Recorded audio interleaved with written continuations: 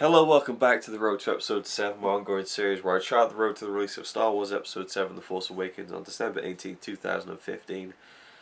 So we're here to react to the Force Awakens Comic-Con 2015 reel.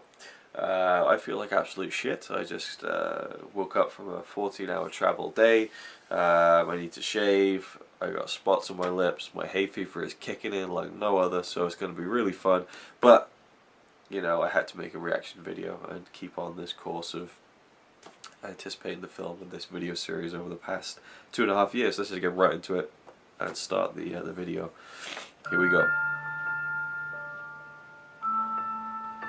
If I sniffle, it's because my hay fever knocks on getting emotional. Ah, nice.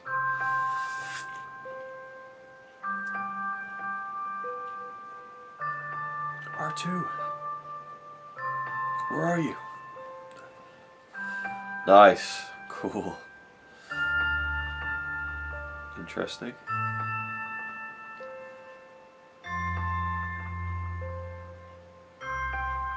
Ah, nice. From concept to completion, I like Real that. sets, practical effects. You've been here, It's the way. but you don't know this story. Nothing's changed, really. I mean, everything's changed, but nothing's changed. That's the way you want it to be, really. That was a cool shot. To Nice. see the way the technology has evolved, and yet keeping one foot in the pre-digital world. Yeah, there can be a It good couldn't be balance. more exciting. It's still surreal. We are here on day Awesome. one Awesome. of Star Wars Episode 7. Sorry. Yeah. How incredible is that? Holy fuck. Real explosions. Oh, we'll just put that in with a computer later. My whole life has led to this moment. I'm in heaven. So Peg did get in the film there. I think we've worn the suit out probably quicker than we expected, because every time you meet someone they just want to hug you. Getting back to the old days, the old ways of doing nice. things. JJ is trying to make sure these movies have a physicality to them. We truly are out in a desert, a real desert. Star Wars. I burn for Star Wars. And I'm just going to bring this character to life. You don't get to build an X-Wing every day or a Millennium Falcon. No, you don't. You really don't. Every day I come to work smiling. Energy and action! You have to pause, take a breath, slow down, and really not freak out.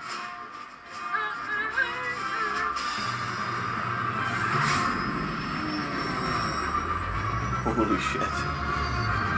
That looks like a lot of fun.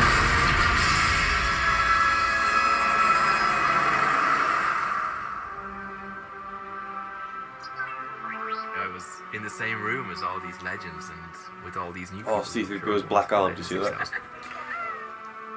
You know, it's being done with such love Have rock and bar. such enthusiasm Vietnam. from everybody. And I think that you'll be able to feel that coming There off you go, the Leia. screen.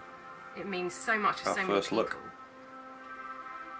You just know what's going to be like in the cinema. Star Wars is an important part of everyone's history. It's a beautiful thing to actually be involved in it.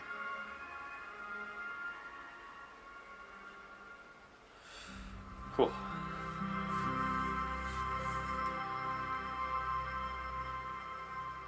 Yeah, my eyes are watering, but it has nothing to do with emotion. It's all to do with the chemical reaction of my stupid body. And hay fever, awesome, yes. And I hate, you know, I never make videos if I got a hay fever, because I just hate, you know, I hate the idea of people watching the video I've made and hearing me sniffle like that. But had to make a video for this. You know, I'm probably the last person in the world to watch it by now, and to make a reaction video and to talk about it very briefly. If you're watching this as just the video that says reaction, then you can kind of go over onto my channel and see the fuller video where I'll probably talk more about the whole thing, the whole Comic-Con, whole H panel, everything like that. But for now, very briefly, that was really cool. It did get me emotional like the trailer did, or like I know some people found this to be quite emotional too. Awesome to see all this stuff, you know, and I think they probably pat themselves on the back a bit too much about the practical thing. That was like, hey, we do the practical effects, we do the practical effects. But if there's ever anything good enough to pat yourself on the back for repeatedly, it is this. It's very cool to see. Cool to see some characters like Peter Mayhew, with the suit on, and Luke Skywalker with the beard. We've still haven't seen the first official look at Luke in the film, which is cool. I hope they keep that till the actual film now. I've done a 180 on that. I don't want to see him in any trailers, but I'm sure he will towards the end of the year. Great to see Harrison Ford again. I mean, again, they've kept it very light, just little brief glimpses and teasers of things to come. But yeah, just some great. It just looks like some fantastic on-location work, which is fantastic, really. Cannot wait. I saw that Simon Pegg is in the film. I'm assuming as a bit part, just as a little fun little cameo. Even though you probably won't see his face, it looked like he was wearing some kind of big suit. And I think many Star Wars fans would echo his sentiments. I would burn for Star Wars. But it's interesting seeing him there. Actually, I'll talk more about that in the extended video. But overall, really cool. Great of them to release it on YouTube as well. Still very excited for the film. I've been charting my anticipation for this for 2.5 years on YouTube, and it will only continue for another half a year. Yeah, what more can I say, really? Yeah, just cool to see all that stuff. Real explosions, wow, that was a surprise. Yeah, some cool stuff in there. Just about the right amount of teasing and glimpses behind the scenes. I hope that when the Blu-ray comes out, not to get ahead of myself, they have tons of special features, because if everything is well produced as this, then it'll be a real special release. I'd love to see all the behind the scenes stuff and get a real kind of in-depth look at the making of the film. Anyway, that's it for now. Stay tuned for the extended version of this video on my channel if you wish to see it. Otherwise, thanks for watching. Okay, you're still around, so this is the extended version. This is the Road to Episode 7 version. The panel itself, Hall H, people were camping out for like 24 hours for that. I know that Bad Robot, J.J. Abrams' production company, sent out free donuts to everyone, which is a really cool thing. They waited, a very long time, and they got there and had a great time, and it looked really cool. I've seen some pictures, I've read some reports. They had the whole cast there. They had all the main cast. They had all the old cast. Well, not all of them, but the main three. Probably the biggest being Harrison Ford, who hasn't really appeared publicly for this film yet so far, so it's kind of his first also public appearance since the plane crash. What a guy. He's in his 70s, he broke his leg making Star Wars Episode 7, then he crashed a plane, and there he is walking out at Comic-Con to greet the fans. I think it's pretty damn cool. Harrison Ford is awesome. And yeah, there's some cool stuff mentioned. Adam Driver saying about Kylo Ren, how when he talked about the character with, I'm guessing with the makers of the film, that they never really talked about him being bad or evil. It's more he feels like he's morally justified, which is usually where the best villains come from, so that's really cool to hear. What else is there of note really to say? Donald Gleason, who plays General Hux, we now have a confirmation for his name. He said that General Hux works on the Starkiller base, which is a nice nod to the original last name of Luke Skywalker, which was Luke Starkiller back in the early 70s when George Lucas was first writing the films to begin with. Apparently they did some kind of thing where Donald Gleason was like, oh, should I have not said that? And then screenwriter Lawrence Kasdan was like, okay, fine, you've said it now. I don't like it when they do that because, I just think, do you think we're stupid? Do you think that we think that you haven't gone through everything by the letter? Backstage and everything, I'm sure it was completely planned that he was going to drop the Starkiller base reference, but that's my only real complaint, really. They brought a creature, a practical creature to walk around the stage, much like they did with BB-8 at Celebration a few months ago. Yeah, they just again talk about how they're doing all practical effects, and they talk about how they didn't write the characters with any race in mind, which kind of references, I don't know whether they're doing that to kind of offset some of the negativity that's coming out of this with, John Boyega being, he's the lead of the film, he's the lead of the trilogy. He's the Luke Skywalker of the new trilogy, basically, and he's black. And I've seen some disgusting comments just on this YouTube video of people who are so ass backwards that they think that the colour of someone's skin makes any difference whatsoever. So, fuck those guys.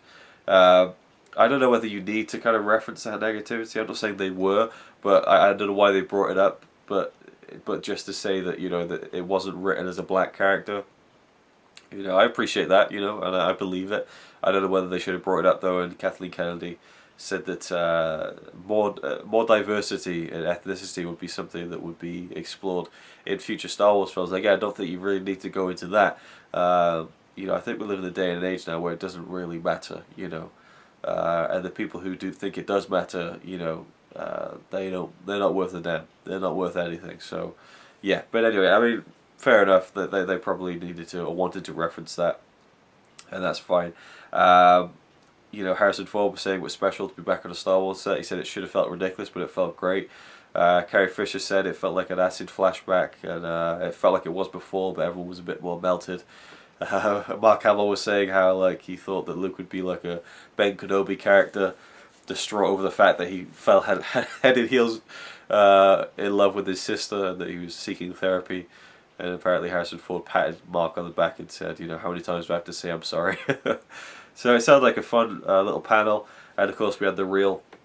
So grateful that they just posted it straight to YouTube. You know, the whole time building up to these films, building up to this film I suppose in particular, they've been fantastic. Whether you want to call them Star Wars, whether you want to call them Disney or Lucasfilm or Bad Robot, the people behind this film and the future films have done a fantastic job so far, because they just gotta drop it in your lap, you know. They weren't like, okay, because I figured at Comic Con last year, 2014, they were going to be like, here's Mark Hamill and Harrison Ford. They didn't do that. They didn't do anything at Comic Con. They just released the picture and was like, oh yeah, there's Harrison Ford, Mark Hamill, Carrie Fisher. They're in the film. Anyway, we're back off to writing it. You know, I mean, they just dropped it in like it was nothing, and it's really cool. And the celebration thing, you know, everyone got to see the trailer at the exact same time worldwide. It wasn't exclusive. This wasn't exclusive, you know, and I love that. So hats off to them, really. I think that was a really cool thing, and they're just making all the right moves, ticking all the right boxes, you know, and that's really awesome. I remember when I started this series 2.5 years ago, when Mark Hamill did a Q&A appearance at in Hollywood for the 30th anniversary Return of the Jedi. He said what he'd like to see with the new films is more of a practical approach. So he got his wish, and he was even doing the voiceover of this video saying, you know, the practical effects and all that. Really, really cool. That's all I got to say for now. There's more stuff I haven't covered over the past month or so.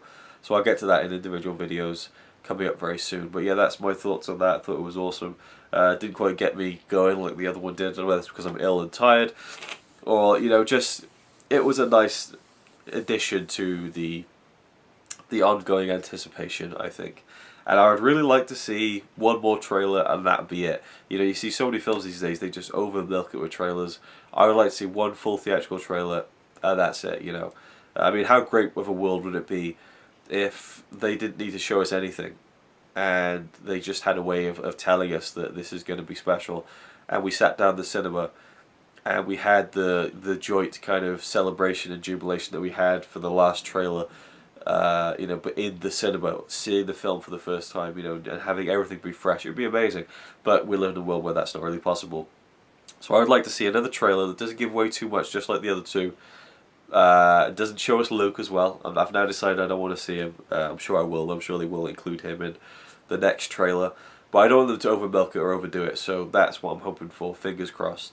And I think by now they've built up so much goodwill amongst the fans that every Star Wars fan, the face of the planet, is going to see this film December 18th, no matter what. You know, they will be there, and money isn't everything, box office isn't everything, it doesn't equate to quality whatsoever, but I would personally love to see it just smash all the records, it's particularly Jurassic World. Jeez, how that became the 5th highest grossing film of all time is beyond me, it really, really is. And this is going to show all the blockbuster makers out there, this is how you do it, I'm sure. I got a lot of faith in this film, and I cannot wait. I'm still have to pinch myself to think that it's even happening, you know. So very, very cool. Thank you for watching. I hope you enjoyed, and I'll see you with the next one.